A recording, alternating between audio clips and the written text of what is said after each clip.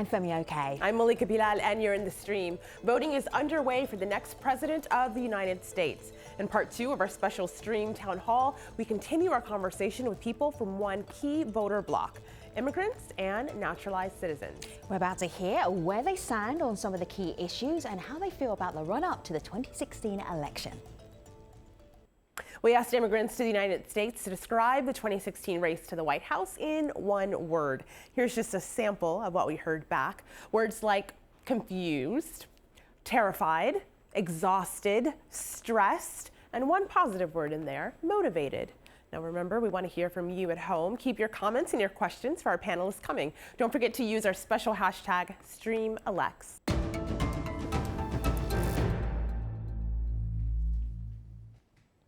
Joining our stream town hall today, Sabah Ahmed is president of the Republican Muslim Coalition. She emigrated to the United States from Pakistan. Jeannie Nguyen is president of the Voice of Vietnamese Americans. She came to the US as a refugee from Vietnam. Jesse Singh is founder of the Sikh Americans for Trump. He immigrated to the United States from India. Joining us via Skype, Loida Zorge is an immigration lawyer. Her family, originally from Mozambique, immigrated to the United States from France. Myra Campos Segura and her husband Anthony Segura. Myra immigrated to the U.S. from Mexico. Rafael Flores is a Republican political consultant. He immigrated to the U.S. from El Salvador. AJ and his daughter Sana Siddiqui. AJ is an accountant and immigrated to the United States from Pakistan, and Sana was born in the U.S.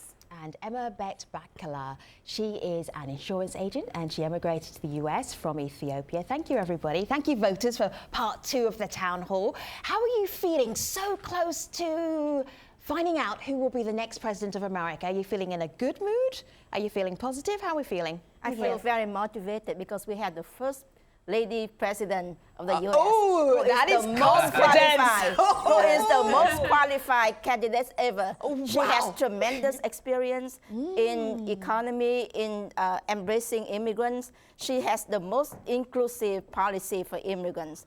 And she's most inclusive that's in the mindset that the Hillary Clinton supporters. That's been supported. That's been supported by the past. That's the mindset the Hillary Clinton supporters have. Yeah. That because she's a female, every female is No, going to this vote is for based her. on her experience. This is not based on the true. past. That is what Democrats have been doing for years. They think they have a lockdown on immigrants. They have a lockdown on women, and that is not true. Ginny and Jesse, hold tight for a moment. What a way to get started for this part 2 of the town hall debate. We're listening to voters who are immigrants in the US and their perspective. Let me just go to AJ and Sana as well. What do you want to write right at the beginning? Here's what I have to say. When you come to America, when you're coming by the ocean, the first thing you see is Statue of Liberty. Statue of Liberty is the welcoming signal or sign to the rest of the world to come to America. We are welcoming immigrants. And I don't know if you know the inscriptions on the Statue of Liberty about give me your tired, your poor, your huddled masses. That was the America that really I came to, and fell in love with and stayed here for this long. Now I see America changing, and I am concerned. I am concerned for the next generation, because I have the Democrats are destroying America. All the liberal Democrats. No, Hillary advocated for embracing refugees, and I was a refugee, and I am thankful for that. I think freedom is what we're seeking, and we're also seeking equality, justice, and that is exactly what Hillary advocated for and stand for. So I am for Hillary Clinton. One thing here, Mr. Trump has never said he's against immigration. He's against illegal immigration. There's a big difference between legal and illegal immigration. But he said, oh, immigrants are rapists, and that's not acceptable. Statue of Liberty does not stand for illegal immigration. He said, Voters, just give me a moment. 11 million immigrants. He said it's okay to stop and frisk, and that's not acceptable. Voters, that's racial give me a moment, because it's been a long year And so I think people have heard a lot of the comments that the candidates have both said, so we don't need to paraphrase any of their comments, but we do need to move on to Malika. Well, you guys are all talking on your very varying different points on immigration. That's also the comment that someone sent us. This is Bassem Fadlia, and these are his views on immigration policy. Even though I got lucky and I got my citizenship this September, I still feel that this is the main concern I have for the 2016 elections. Illegal immigration has been declining for more than a decade, and immigrants are still the majority of the US Nobel laureates, STEM researchers, and the founders of major IT giants. There is no reason for immigration to not hold the same positive outlook it has always had in US history. And this is the main issue for me in the 2016 elections. So Myra, I'll give that to you. I know you became a citizen in March. Congratulations on that. Are you happy with either of the candidates' immigration policies? Well, you know, it's for me, when I get my citizenship was one of the goals, because I started to hear terrible things about the immigration, especially the Hispanic immigration. And I can't believe how somebody that is thinking that all the Hispanic immigrant and criminals, and he can generalize about that. Can you imagine what's going to happen in the future? And if all the Hispanic people, wherever that they go, we're going to be like criminals. And we can prove that that is not true. The people that come here, especially for the countries that are really poor, is people that is very hard worker. So that's what I said again. They need to see us in another way, and like somebody that they can explode. Yeah, but the truth is that the people that he's talking about, we have a lot of criminals. We have a lot of drug people coming up. We're on New Mexico. We're straight up the pipeline for all the drugs and the criminals crossing the border. Yep. So Hillary advocates for not letting gangs goes into. But immigrants are not all criminals. We need to make the distinction. Exactly. Now, I think human resources and immigrants is the base of our country. Just give me a moment, because obviously you're all immigrants. You all have a point of view. Loida, what did you want to say? Let's have a listen to Loida for a moment. Go ahead, Loida. I wanted to say it's kind of ridiculous when you talk about how Trump is not for illegal immigration. To be frank and to be just, let's use our language responsibly. Hillary is not for illegal immigration. She's for fixing a very broken system so that people can utilize the system and enter in legally. She's not saying open up the borders, everyone run through. So when you use that type of language to say she Trump wants is the to only bring in more than 500,000 refugees from Syria without even vetting them. Do you know how vetting without vetting them? We don't even have a vetting system in place. Time out. The vetting process for a refugee to enter into the United States sometimes takes over 2 years. It's ridiculous to talk about it as if right now the Department of Justice, Immigration don't even know how many have come, how many have left. They have no clue who's coming into the border and who's leaving. And Donald Trump only said we should put a temporary ban for people coming from certain areas of the world where there's a conflict going on until we can find a better system to vet it. See, I'm sorry. The refugee process includes the United Nations, the Department of Homeland Security, the Department of State. To say that people are just creeping over from Syria and we're being mobbed is so irresponsible. If you're bringing in thousands of people, there is no way to monitor every single person's I background. came as refugee and I went through the process. Jeannie, hold tight, because Summer was speaking, so just allow us to finish speaking, and then you can go ahead. Trump has brought comprehensive immigration reform to the forefront. He is the one who brought immigration debate to the table when Democrats did not pass through anything when they got elected in 2008. Trump has called for a vetting of refugees who are coming in by the thousands, and that's because there's ISIS trying to penetrate those groups. And if we don't allow, if we don't vet them, we're going to have serious terrorism problems. And I think every country has a right to defend themselves and have secure borders, so that we're monitoring every single person who's coming in and going out of the country. Yes, they are. Look at what happened in France and Germany. They had terrorists disguised as refugees coming in. I'm so disappointed that you do not learn from what happened in France and Germany. Jesse, you keep saying things that are untrue. And first of all, I mean, let's not worry about what's going on somewhere else, but let's talk about what Donald Trump says, okay? Donald Trump seems to think that he could say anything he wants about immigrants, about women, about everybody that he wants, and not be held accountable for the things that he says. First of all, he's what the does guy Hillary that Clinton you has say said? that, She has called half of Donald Trump's supporters as deplorables. So, I mean, there's millions of Americans supporting Donald Trump, including immigrants, so we are all deplorables now? And what Obama and Hillary Clinton has done is they have betrayed the minorities in America. They have betrayed us, they have betrayed Muslims. Obama had promised that he's going to shut down Guantanamo Bay. Why is Guantanamo Bay still open? We were refugees and we felt insulted by Donald Trump because in my family, we went through the whole long process. And in my family now, we have 4 doctors, 4 pharmacists, and 2 IT technicians. My son now is a naval researcher, scientist. So we contributed back to this country, and we're not criminals. So there has to be a distinction made.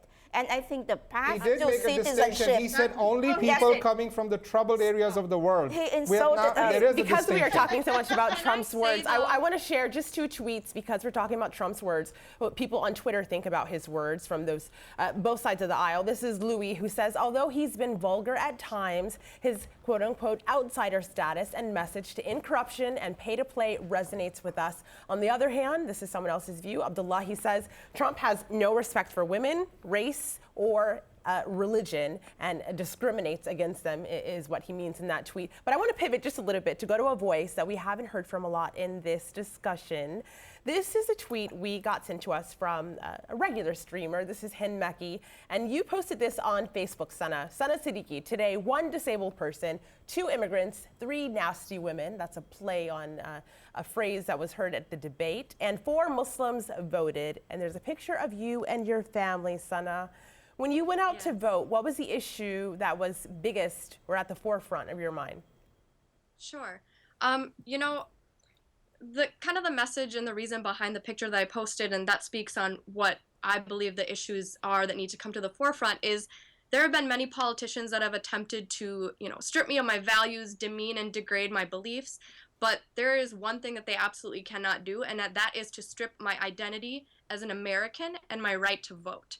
And so this election was not only an election to vote the candidate that, you know, we deem most qualified for the position, but this was an election to show, hey, we're here, we've been here, we matter, and we're Americans.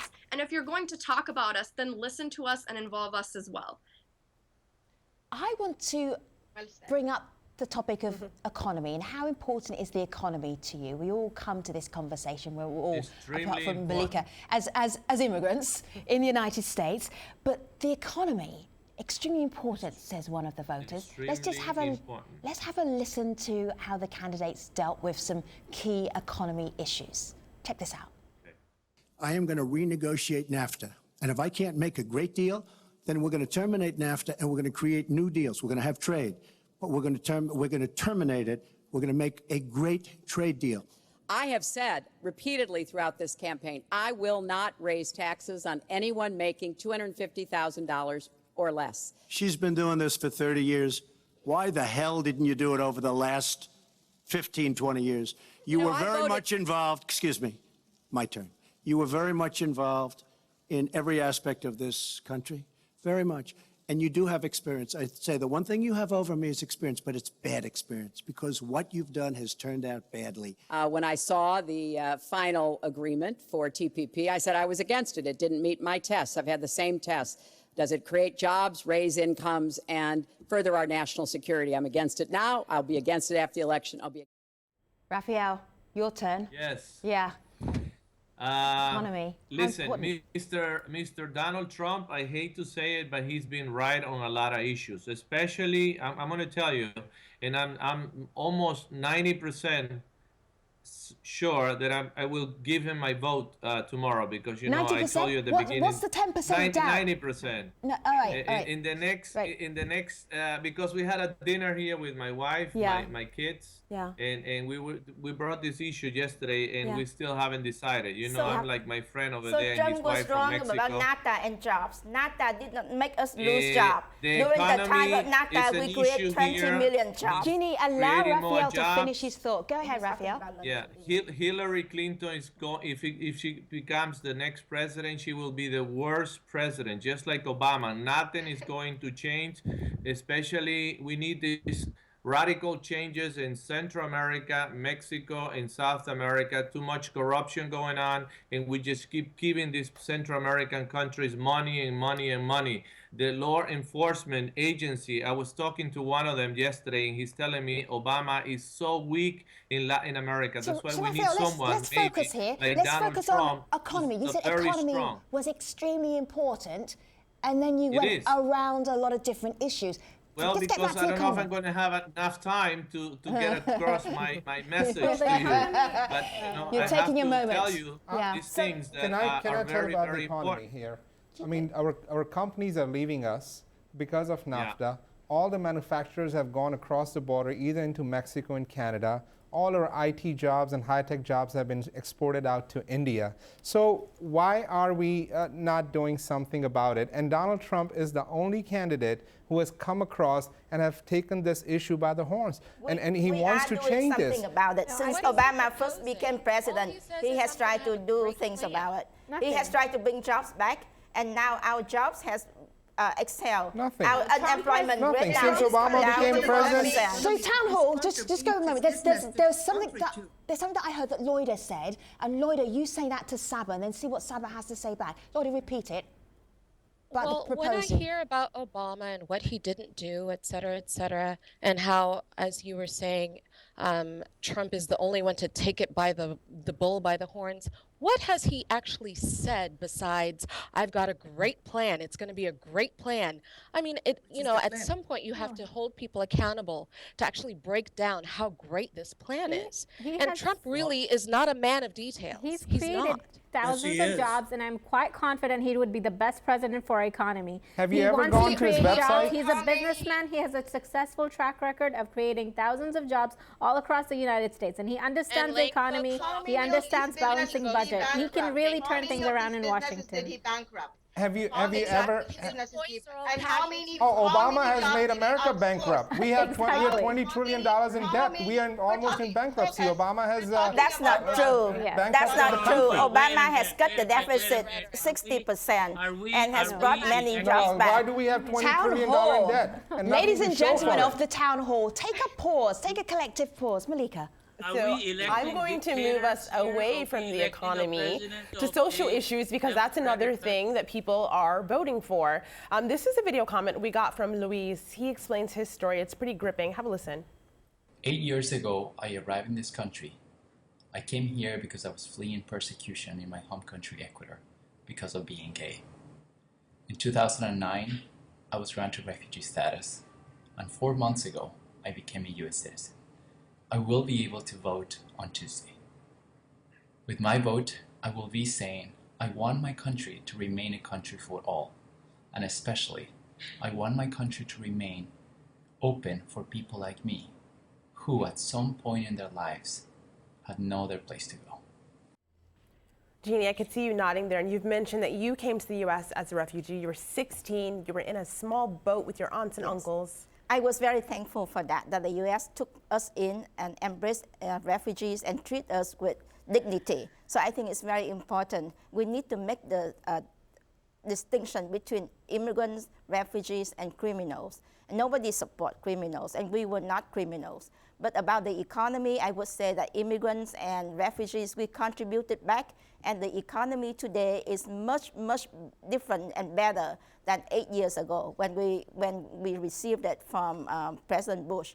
But I would like to say that Hillary has a different plan to move forward farther than Obama. And we should not just delve into what Obama has done. I like that you pivoted back to jobs, but I actually want to pivot again, just because this comment had a lot of things in it. Jobs wasn't one of them. I'm going to actually. That has to do with social too. Exactly. Because I'm just going to pivot a little bit socially. to Seba, because he mentioned he was fleeing because he is a gay man. What are your thoughts on social issues that someone like Luis is afraid of a president who may not recognize those rights? Well, I think, we do have the law of the land, and under the Supreme Court now, all 50 states grant status to all, regardless of what your personal beliefs are.